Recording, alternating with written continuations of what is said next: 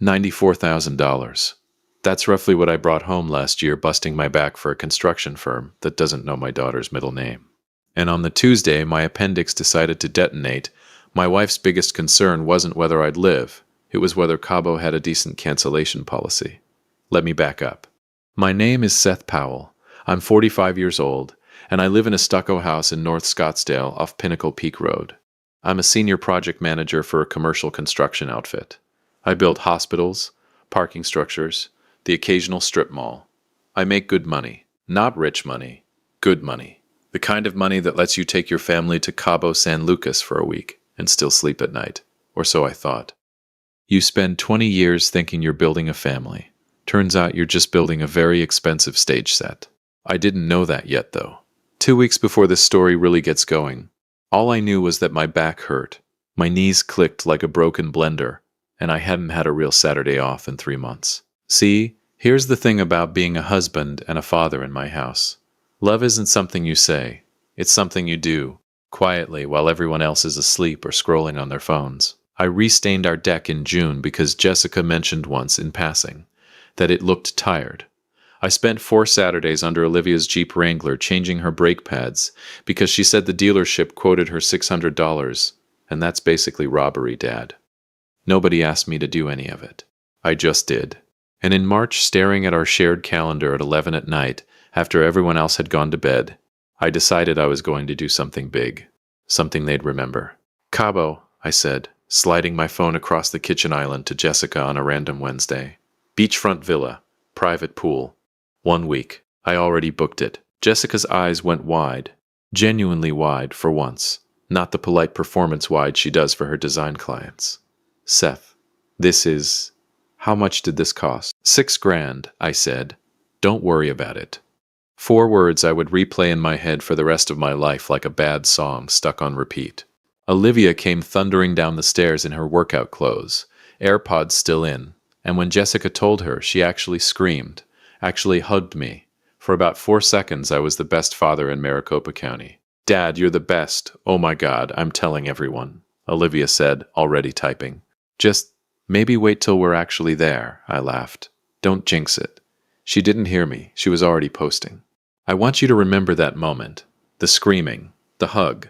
Because it's the last time in this story either of them looked at me like I mattered more than what I could give them. Welcome to Dad's Raw Revenge. Get comfortable. This story is going to take you somewhere. Hit that like button and drop a comment below letting me know where you're watching from. Trust me, you're going to love it here. 3 months of 60-hour weeks paid for that trip. I picked up every overtime shift the firm offered. I ate gas station burritos in my truck during lunch, instead of going home, just to save the drive time and squeeze in 1 more hour on site. By the time the trip rolled around, I was running on fumes and energy drinks, but I didn't care. I kept a countdown on my phone. 9 days to Cabo. 6 days to Cabo. 2 days before we were supposed to fly out of Sky Harbor, I was in the garage organizing suitcases when it hit me. A pain low in my right side, sharp, like someone had reached in and twisted something that wasn't supposed to twist. I dropped to 1 knee, then both knees. Then I was on the concrete floor of my own garage, sweating through my t-shirt, unable to catch a full breath. Jess, I managed to call out, but my voice came out thin, useless. She found me maybe 10 minutes later. I'd lost track of time by then, standing over me with a laundry basket on her hip, like she couldn't quite process what she was looking at. Seth, what are you okay? Why are you on the floor? Hospital, I gasped. Now. Ruptured appendix. Emergency surgery. I was in Scottsdale Osborne for 1 night and discharged the next afternoon. Because that's how insurance works now. They patch the hole in you and shove you out the door before you can even stand up straight. I had a 6-inch incision held together with surgical glue, a bag of prescription painkillers, and doctor's orders. No lifting, minimal movement. Someone should be checking on you regularly for at least a week. Jessica drove me home from the hospital in near silence. I remember thinking, she's just scared. She's processing. Give her a minute. I gave her a minute. Then I gave her a day. By the 2nd day, I realized the silence wasn't fear. It was math. I was propped up in bed, still groggy, when I heard her on the phone in the hallway. Her voice had that clipped, irritated tone she uses with contractors who show up late. No, I know, Brenda, I know. But it's non-refundable. That's the whole problem. $6,000. Just gone if we don't go. No, he's fine. He's resting. The doctor said he just needs quiet. Fine. He's fine. I was lying in a bed with a hole in my abdomen held together by glue, and I was fine. I told myself I misheard the tone. I told myself a lot of things over the next 48 hours. On the third night after my surgery, Jessica sat on the edge of the bed. She was dressed, actually dressed, hair done, and there was a suitcase by the bedroom door that I hadn't given permission to be packed. Something in my chest already knew what was coming before she opened her mouth. "Honey," she started, and I want you to understand she used the exact same tone she uses when she's telling a client their kitchen backsplash choice is a bold decision. "The $6,000 is 100% non-refundable. If we stay home, we're just flushing cash down the toilet. And the doctor did say you need total quiet to heal. We'd just be in your way, honestly." I stared at her. "You're leaving." "Well, I can't stand up on my own. Olivia already has her bags packed, Seth. She's been so excited. You wouldn't want to take that away from her, would you?" There it was, the move. Make it about someone else's happiness, so my objection makes me the villain. "Jess, I need help. I can't drive. I can barely make it to the bathroom without—" "You'll be fine," she said, standing up, smoothing her blouse. "It's a week. We'll FaceTime every day." Then, and I still don't fully believe this part happened, even though I watched it with my own 2 eyes, she pulled out her phone, right there at the foot of the bed, and called Brenda. "Hey, so, Seth obviously can't make it. It's just such bad timing," she said, laughing a little like it was a scheduling conflict and not a medical emergency. "You guys should take the master suite instead. Seriously, don't let it go to waste." She hung up, looked at me almost cheerfully, and set a bottle of water and a sleeve of saltine crackers on my nightstand. "Just DoorDash something if you get hungry," she said. "Love you. Feel better." The garage door went up, then down. Then the house was silent in a way I'd never heard it before. Not peaceful silent. Abandoned silent. "You're ruining the summer." She never said those exact words that night. She didn't have to. It was written all over the packed suitcase, the master suite offer, the saltine crackers left on my nightstand like I was a hamster somebody forgot to rehome before vacation. I lay there for a long time, staring at the ceiling fan spinning slow circles above me, and I remember thinking one very clear thought: 20 years of Saturdays. And this is what it bought me. I don't know exactly how long I was alone. Time gets strange when you're flat on your back, drifting in and out from the painkillers, listening to your own house creak and settle around you like it's laughing. Hours, maybe. Long enough that the crackers were gone and the water bottle was empty, and I was seriously considering trying to crawl to the kitchen. Then I heard the front door. My first thought was pure panic. Someone's in the house. And then I heard a voice I recognized, calling out from the entryway. "Uncle Seth? Hey, it's just me, don't shoot me," or whatever. Chris, my sister's kid. 23, works nights as a line cook at a Sonoran grill off Hayden. Been trying to save up for his own food truck for the better part of 2 years. Jessica's called him a dropout couch surfer more than once at family dinners. Usually right to his face, usually followed by that laugh she does that isn't really a laugh. He appeared in my bedroom doorway in his work hoodie, car keys still in his hand, and just stopped. Looked at me, looked at the empty water bottle, looked at the suitcase-shaped dent still in the carpet by the door. "Mom told me what happened," he said quietly. "Said you had surgery. I figured somebody'd be here with you." "They left for Cabo," I said, and even I could hear how flat my voice sounded. Couldn't get the refund. Chris didn't say anything right away. He just set his keys down on my dress-me in 4 days. "I don't know," I admitted. Like he was moving in, and said, "Okay, when'd you last eat something that wasn't a cracker?" I didn't know it yet, lying there half delirious on painkillers. But that question, that stupid simple question, was the first real kindness anybody had shown. "All right," Chris said, already rolling his sleeves up. "Give me 20 minutes. I'm making you broth." And Uncle Seth. He paused at the door, and for a second he looked older than 23. "Nobody should have left you like this. That's messed up." He disappeared down the hallway toward the kitchen, and a few minutes later I heard cabinets opening, a pot hitting the stove, the low hum of him talking to himself the way cooks do when they're working. I lay there in the dark, appendix scar throbbing, house finally smelling like something other than antiseptic and abandonment, and my phone buzzed on the nightstand. I picked it up. New photo. Jessica, Olivia, and two women I recognized as Brenda and Susan. All four of them grinning on a white sand beach, drinks in hand, golden hour lighting behind them. The caption read, "Finally exhaling." I set the phone face down on the nightstand and closed my eyes. Somewhere down the hall I could hear Chris humming while he cooked, and for the first time in 4 days I let myself breathe. Exhale. Jessica. Enjoy it while it lasts. Grief has a smell, I learned that week. It smells like chicken broth and rubbing alcohol and a house that's too quiet at 2 in the afternoon. But betrayal has a sound. It sounds like a notification chime on a phone you're too scared to pick up. By day 2 of the trip, I was walking short distances on my own, hunched over like a man twice my age, one hand pressed against my incision like I could hold myself together if I just pushed hard enough.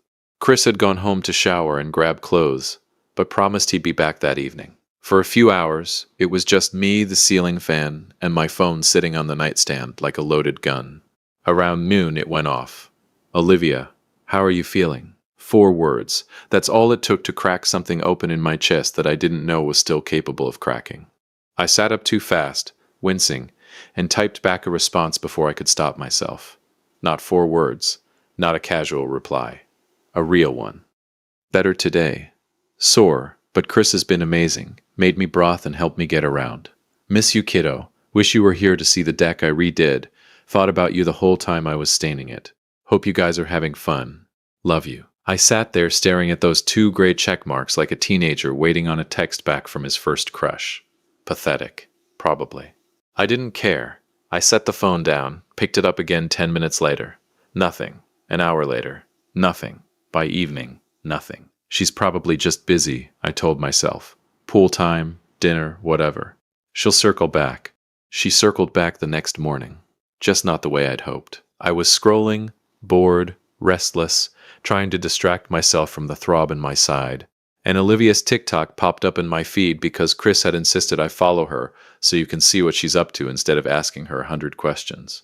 There she was, in a bikini, doing some kind of lip-sync bit with Brenda's daughter, and the caption read, "When your dad texts you a novel about staining a deck while you're trying to enjoy Cabo lol number dramatic number dads be like, 41,000 views." I read that caption maybe 6 times, waiting for it to say something different.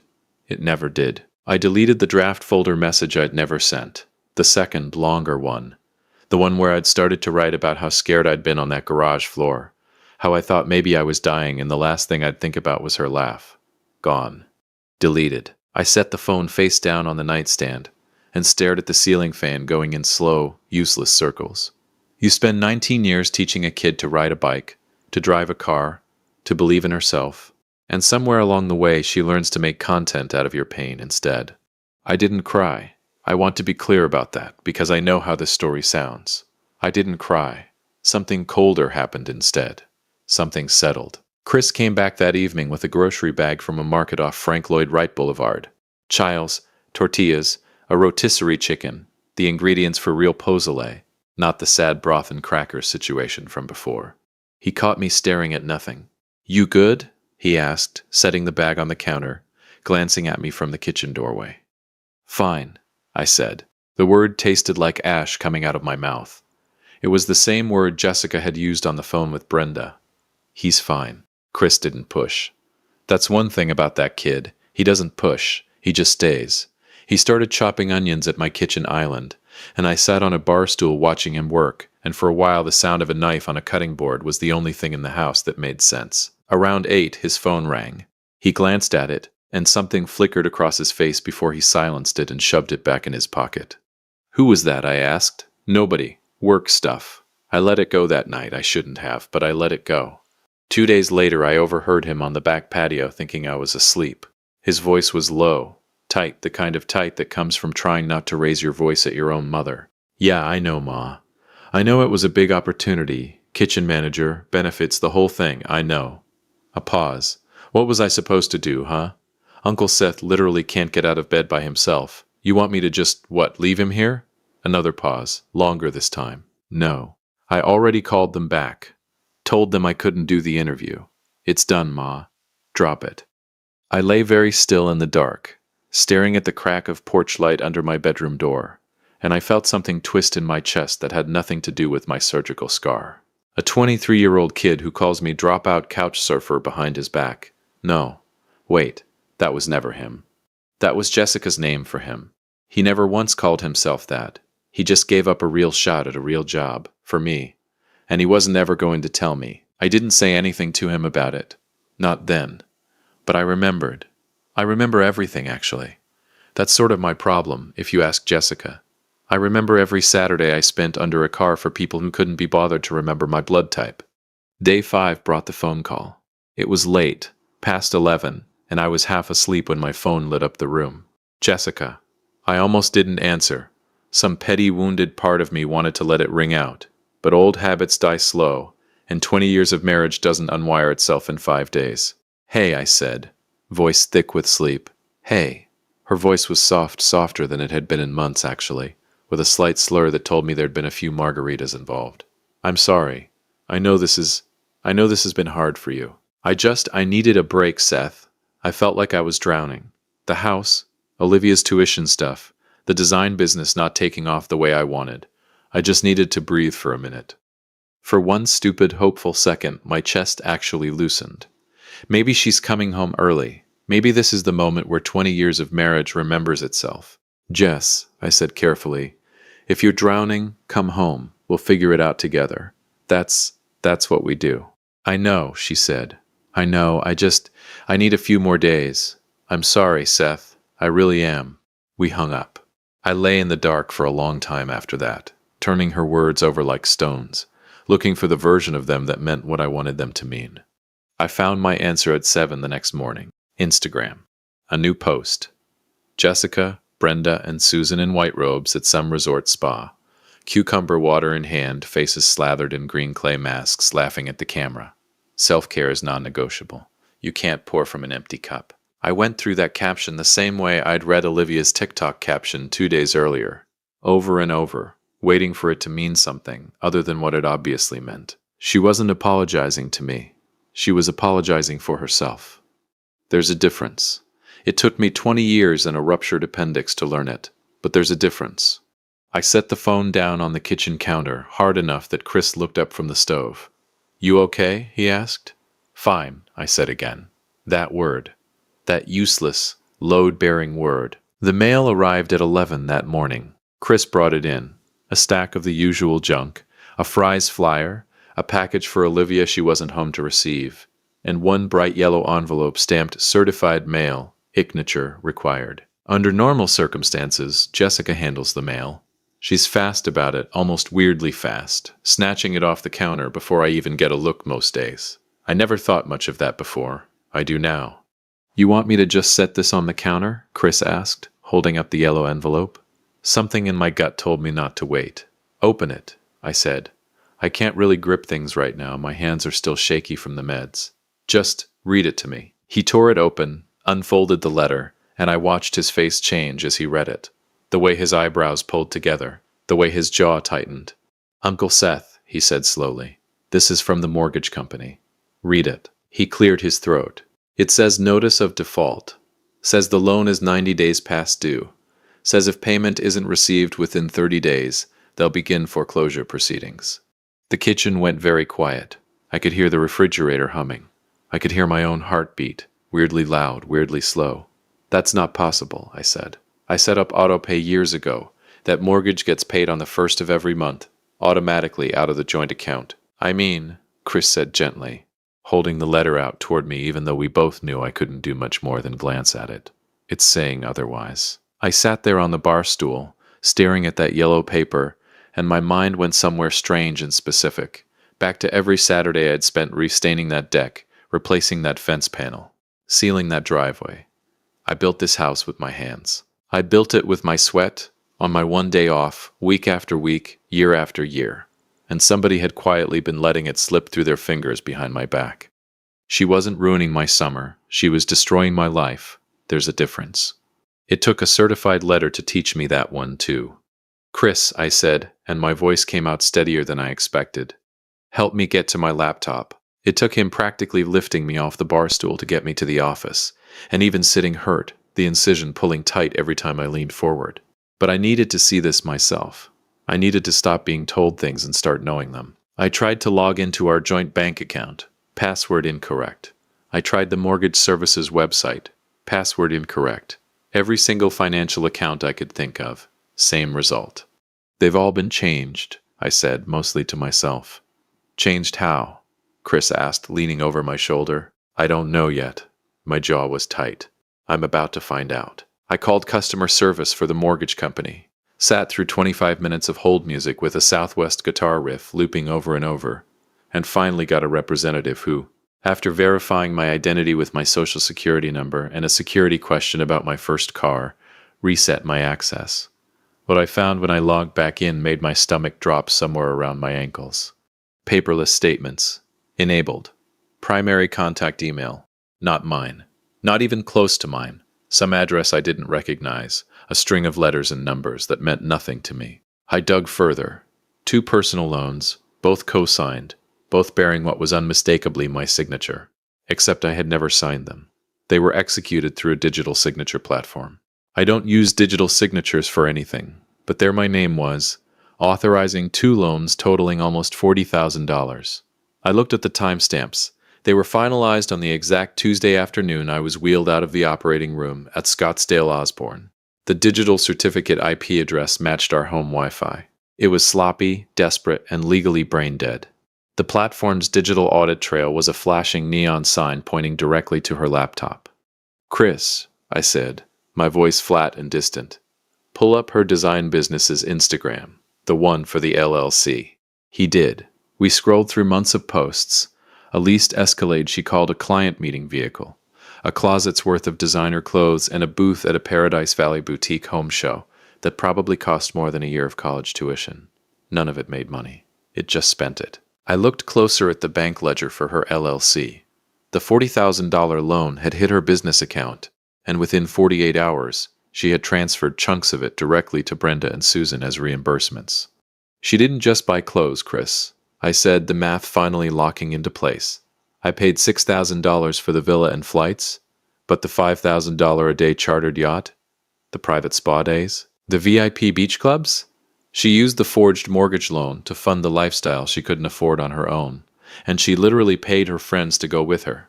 She used stolen money to upgrade a vacation I already paid for. Chris didn't say anything for a long moment.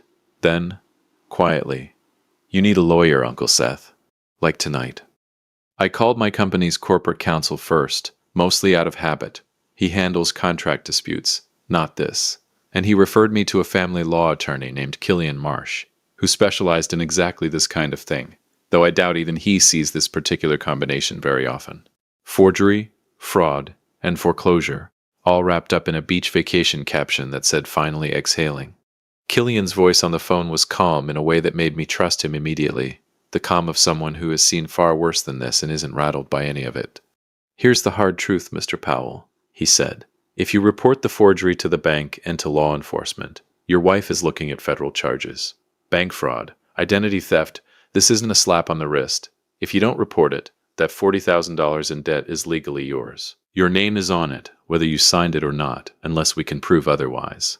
And if I do report it, then you have leverage most people in a divorce never get," he said.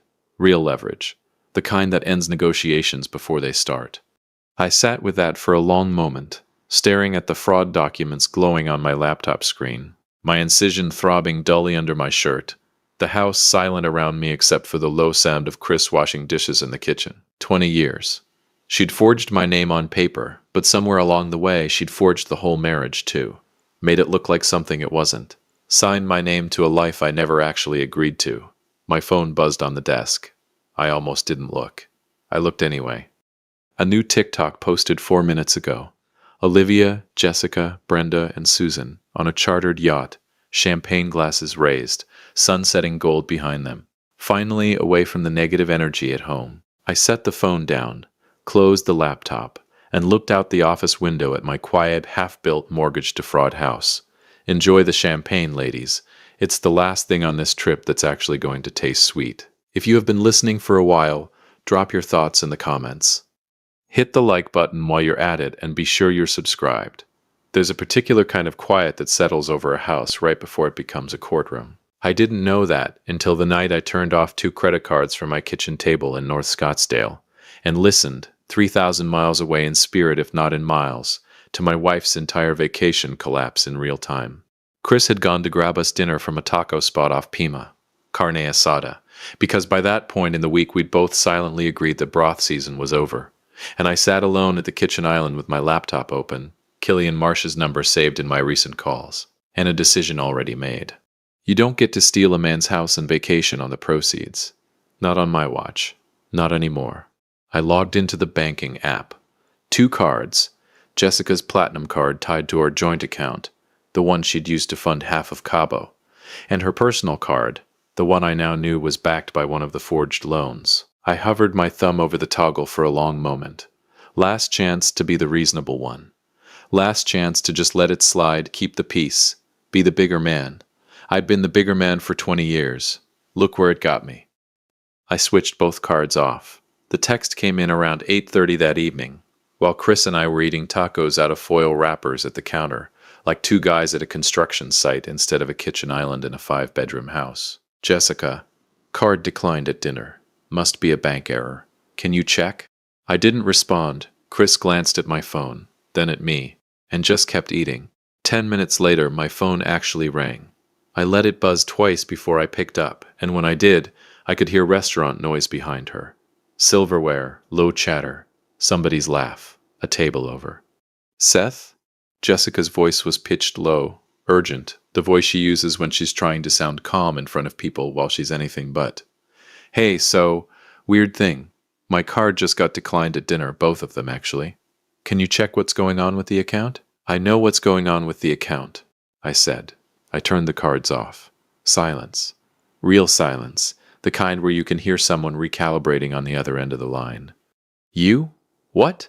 Seth, we're at dinner. There's like 6 of us. This is... Completely. Her voice dropped even lower, and I could picture her exactly stepping away from the table, ducking into the restaurant bathroom, hand cupped around the phone. Are you trying to humiliate me? My cards are declined at a restaurant in front of Brenda and Susan. Turn them back on. Right now. And there it was. Not concern for our marriage. Not even embarrassment about the debt. Just the mortifying possibility that Brenda and Susan might see the cracks in the foundation before she'd finished plastering over them. I kept my voice level, calmer than I'd felt in 11 days. I didn't turn them off to humiliate you, Jess. I turned them off because they're my cards. My name, my credit, my signature. Well, some of it's my signature. Since you didn't want the vacation money to go to waste, I'm sure Brenda and Susan can cover dinner. Don't rush home on my account. I hung up before she could answer. Chris looked at me over his taco, eyebrows raised, chewing very slowly. Damn, Uncle Seth. Yeah, I said. Damn. I didn't sleep much that night, but for once it wasn't the incision keeping me up. It was strategy. I sat up against the headboard with a legal pad Killian had told me to keep.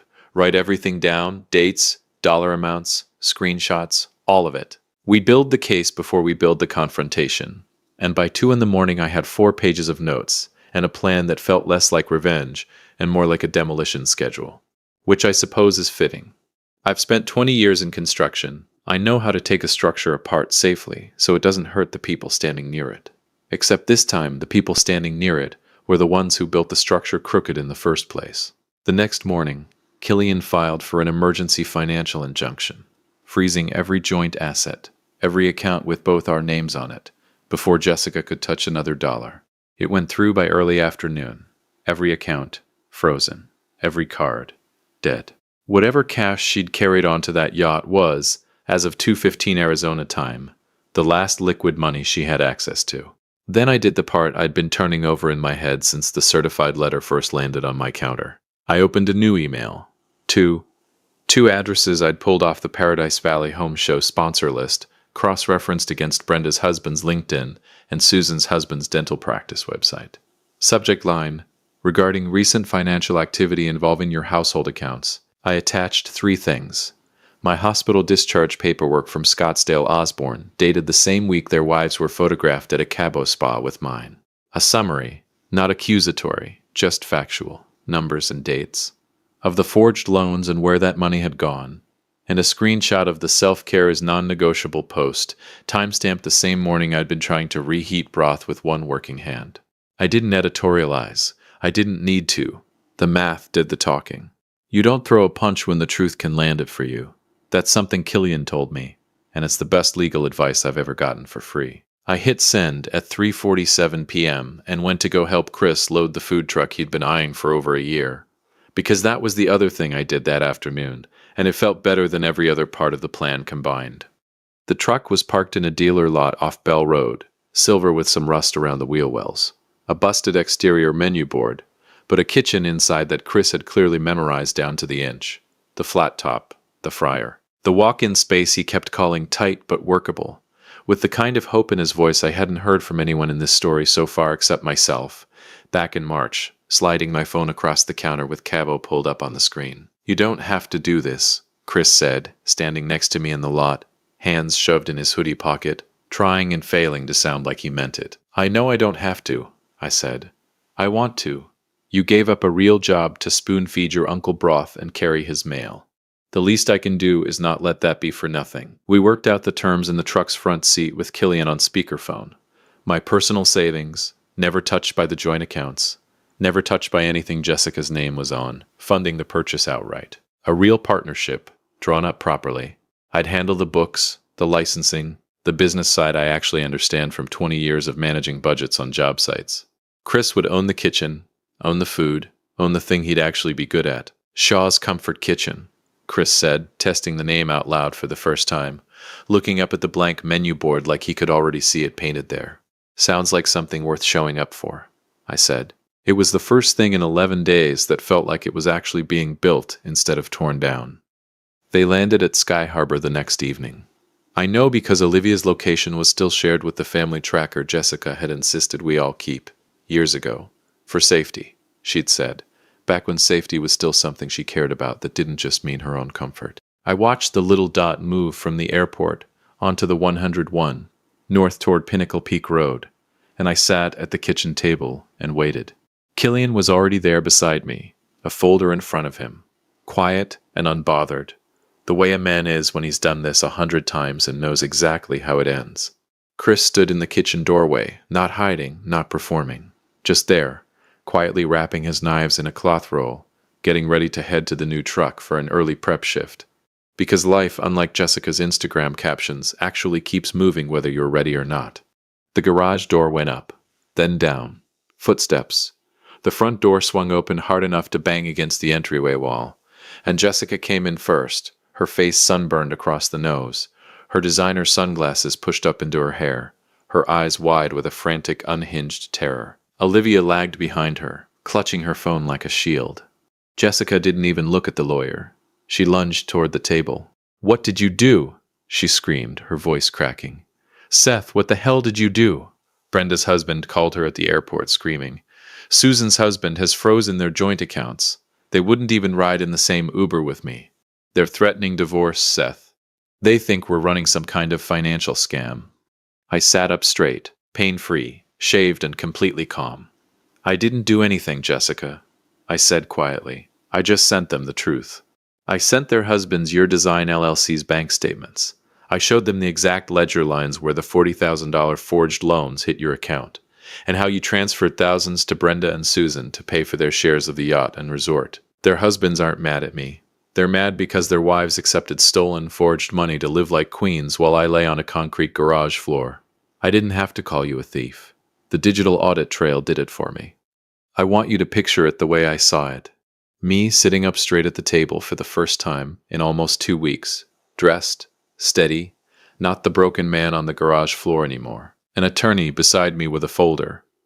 And in the background, my nephew, the one they'd called a couch surfer, calmly packing his knives like a man who had somewhere real to be in the morning. "Seth, what is wrong with you?" Jessica started, voice already climbing. "You humiliated me in front of Brenda and Susan. You froze my cards. Do you have any idea?" "Sit down, Jessica," I said. Quiet.